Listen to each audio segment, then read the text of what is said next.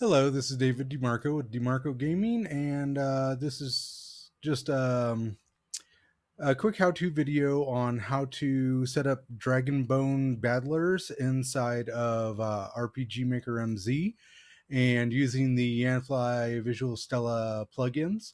Okay, so the plugins first you can get anything that's in tier 1 is basically free through for Visualizilla. The Dragon Bones will come with their Dragon Bones plugin, which is a paid add-on. So if you're paying for this add-on, then you can go ahead and use this to set it up. This is just a plugin that is going to point it towards the required version of Dragon Bones in order for it to work. And then you'll also need the actual Dragon Bones Union, which is what Visual Stella created and set up for everybody. And at that point, you're ready to actually deal with the Dragon Bones and then adjust the settings. So we're going to go ahead and take a look at where you can download that. And if you go to itch.io, this is something I just had to get used to because not something I normally bought stuff through. You can actually go to I don't know if you can see ekashics.itch.io, and he or she makes a bunch of battlers. This person has a ultra pack right here that you can download. It is free for use for commercial and personal use. So you can download that, and it has a whole bunch of the Dragon Bones Battlers. And then you could also look on here for any others that you want. The rest are going to be kind of a sell item, or he'll have like see animated Dragon Bones mega pack. These could have additional, or it could be a break apart of what he had down in the mega pack. So just kind of take a look around and see what might fancy your game.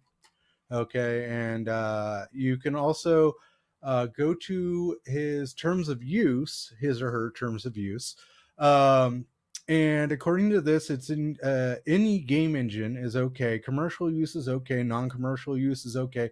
You can also edit it for your project. That means that if you are an artist, you can actually edit and change and color and do all those kinds of things. So if you're finding that you feel comfortable doing so in like Adobe Premiere, or not Adobe Premiere, Adobe Photoshop, or anything like that, you can go ahead and edit it. Just make sure that you do put him in the credits as the initial source and that you edited the source. Keep in mind, he or she says that it is not redistribution of this content, so not allowed. Don't give it to anybody, don't sell it to anybody. Even if you alter it, it is his or hers.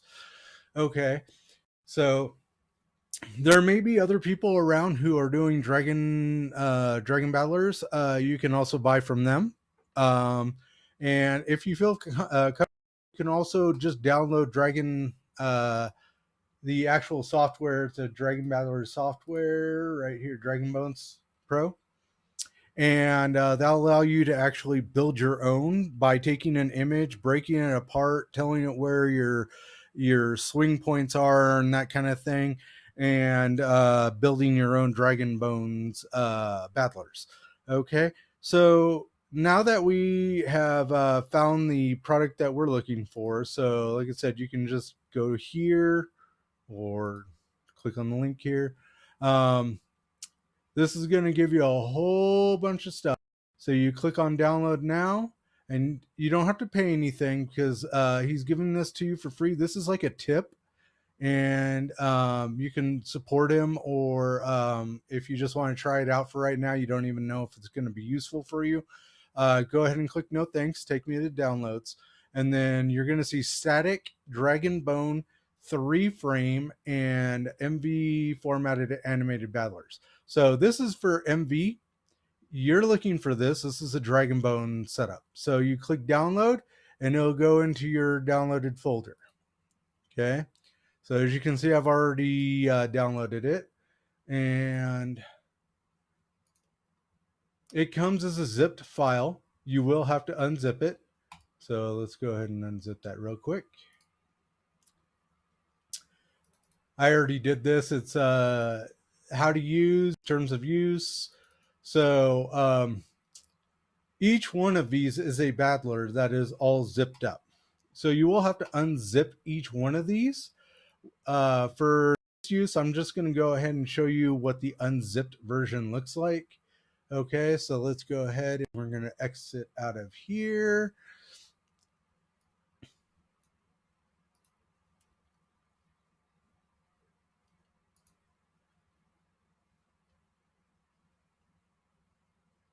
Okay, so open up the database because we're going to be using this in a minute. And we also want to, I guess I'll have to switch back and forth to show you how this is going to work.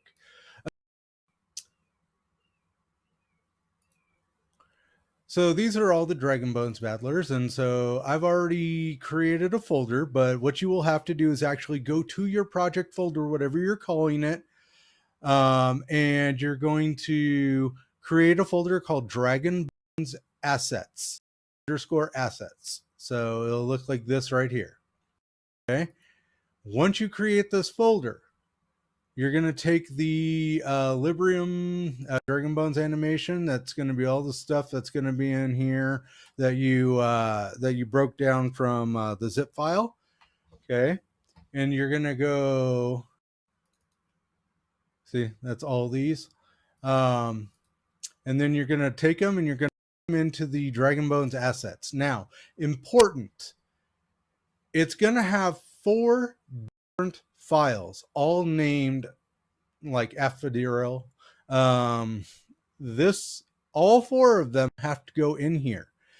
This is a texture file. It's going to tell the system how it's going to be colored and stuff like that. This is the scripting of the texture file. So this is the picture. This is the script. Okay. Then you're also going to have the settings. The important part of the settings is you need to take this and copy these settings into the note tags of each one of your enemies. So for instance, we're going to take, we'll say Aphrodite. Okay. And right now we'll go into the database. We're going to go to enemies. You're going to type in number 1. You type in the name right here. This is the name of your enemy. Okay. There will be no picture because it is not in the folder for images or for actors. So if you want a picture of it to kind of give you an idea of what the enemy looks like, you need to take a picture of it and stick it inside that folder in order for it to show up. But by default, you're going to have a blank here. Don't fret. It is there. It's just not going to show. Okay. So then here is your note tag for your enemy. Okay. All of that information that we had in here under the notes, under the settings, you're going to just take this. You can just click over here, or you can open this up, Control A, Control C, and then you come back over here, and then you're going to just Control V, paste it all. Now, important, your battler is going to be the size of a building inside the game. So here's an ancient automatron, I mean. So if we were to just go ahead and battle test this real quick. So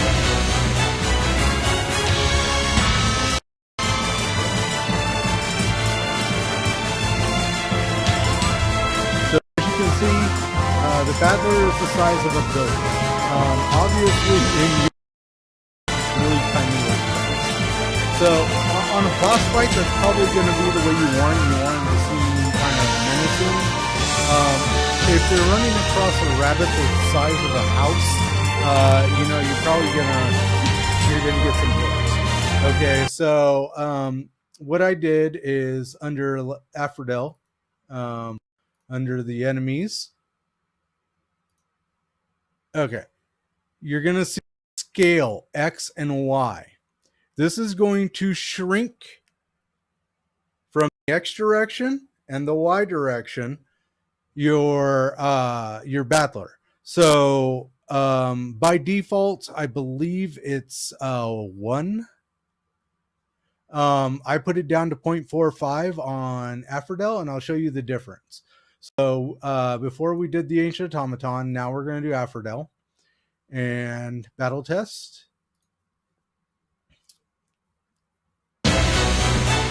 Okay, so now you see it's more of a doable size. So your animated battlers, yeah, that's right.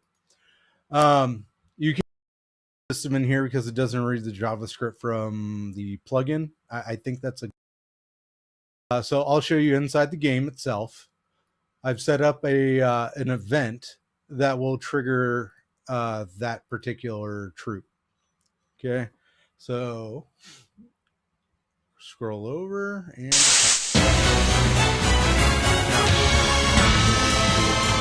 but anyway, so as you can see, when they do it, they pound on them. They're not static; they're actually moving. Dragonbones is going to have a breathe effect, and it's going to have attack, and it's going to take a damage effect, and there's a death animation. So all of these things are already programmed in there for you. And so there's a couple more things I want to show you on this that is basic to this, and then anything beyond that is going to be modification that you can do if you feel comfortable with it. Otherwise, just stick to the basics of doing the putting them in here and using them as they are and scaling them accordingly. Now, these are your animations. So these are what tells the system what animation that battler is going to have, whether it's going to be idle, attack, damage, and some would have a death animation. It doesn't look like they have a death animation for the see, dead animation for is just damage. So that may be something you want to do. Take the battler, kind of break it into pieces, have it fall apart, and make that your death animation. But it is going to take a little bit of work. And obviously, depending on how many enemies you're going to have in the game, you're going to have to do that for each and every enemy, because they're not making the death animation on that. Okay. But when he dies, he does disappear and die. He he doesn't have a death animation like grasping his chest and falling over dead. So those are things that you can change. If you wanted like a victory, you can make a victory pose with the battler, and he can be throwing a spike in the air or something like that, or juggling a flaming baton or whatever the battler is. But these are all things that you can change. If you wanted an idle animation on something else, let's say he's chanting and you want to be idle or something, then you can do that. You can just remove the attack and you put idle, or you can do a magical attack and you take attack A and you put a magical attack or whatever you are putting in here for those. Now, here you have the variable motions. Here's sword stab, slash, upraised, shield strike, damage is idle.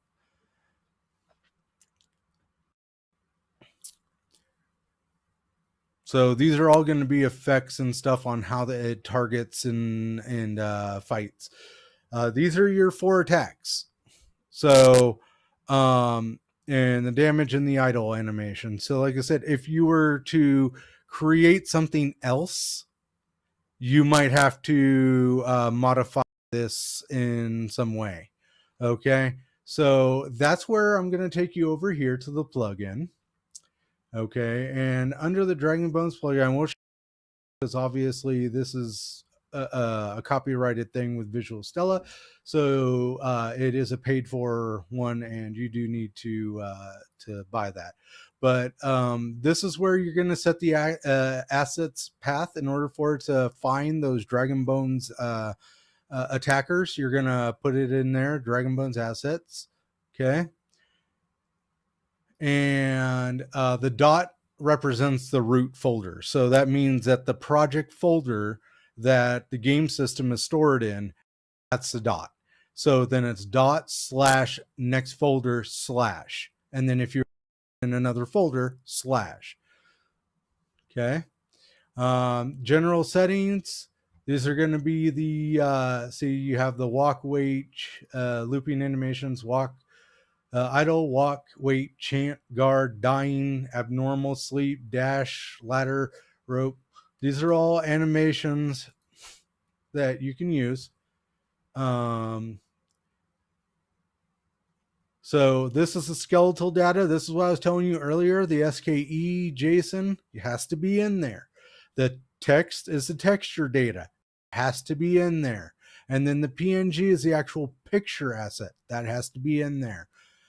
The settings does not have to be in there, but if you ever change the settings and maybe you modified something and you didn't like it, but you don't remember what it was before, you can go back to the default setting by going those settings in that folder. So there's no reason to put not put those in the folder.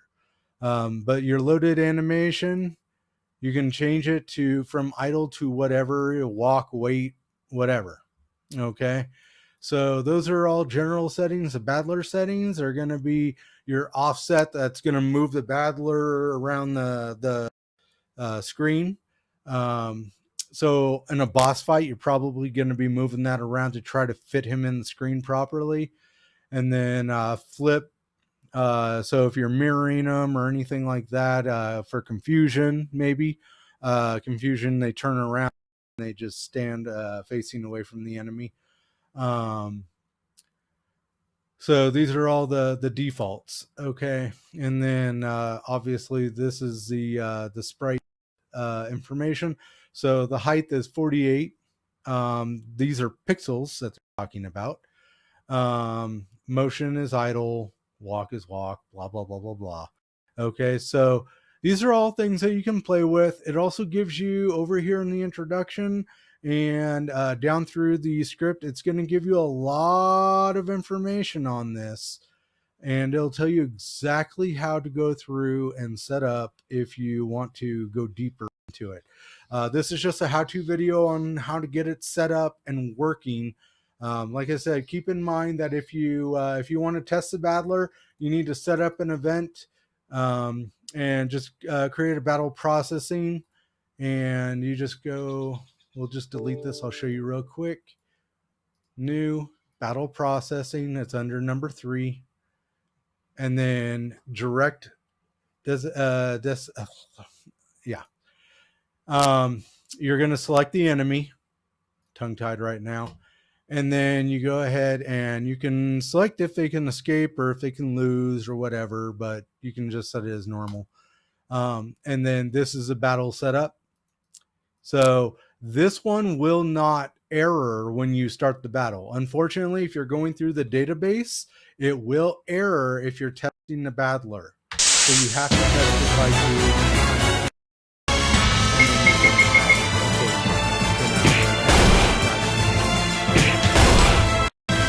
Alright, so that leads me to the future. Like I said, it's probably a bug with the system. They'll iron that out. But for now, that's everything you need to know to set up your Dragon Battlers and get them working in your RPG Maker MZ project. If you like the video, please press like and subscribe. I'm going to be doing more how-to videos with RPG Maker and other things.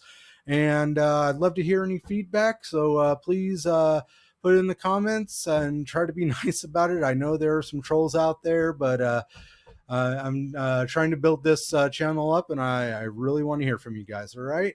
So thank you all so much.